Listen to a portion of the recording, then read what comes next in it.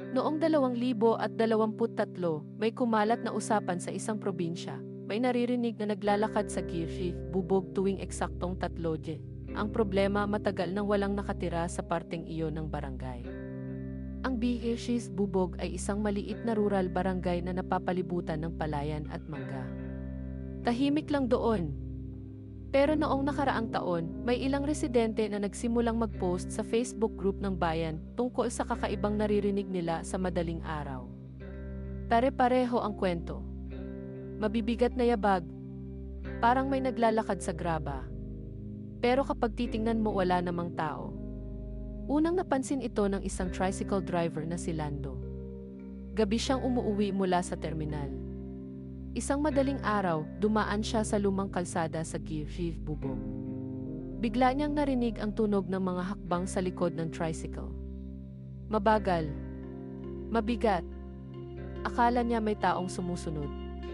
Huminto siya at tumingin sa likod. Walang tao. Walang aso. Walang kahit ano. Pagkalipas ng ilang linggo, may ibang residente na rin ang nakaranas.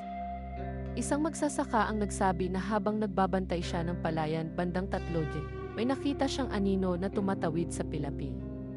Matangkad. Parang tao. Pero sobrang haba ng mga braso. Nang tawagin niya, huminto ang anino. Tapos dahan-dahang lumingon. Pero wala siyang mukhang makita. Dito naging mas creepy ang kwento. May matandang taga-Barangay Bubog na nagsabi na noong dekada 80, may isang lalaki raw na nawala sa lugar na iyon.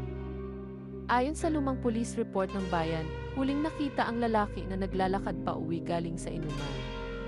Hindi na siya nakita ulit. Ang mas nakakatakot, ang eksaktong lugar kung saan siya huling nakita ay yung kalsadang ayon ay may naririnig na yabag tuwing 3:00. Noong isang buwan lang, may 2 kabataan na nag-try mag-record ng video sa kalsada ng Kirchif bubog para patunayan na fake lang ang lahat. Tahimik ang paligid sa video. Walang tao. Walang gumagalaw. Pero nang i-review nila ang audio, may malinaw na tunog ng mga hakbang sa graba. Dahan-dahan. Palapit.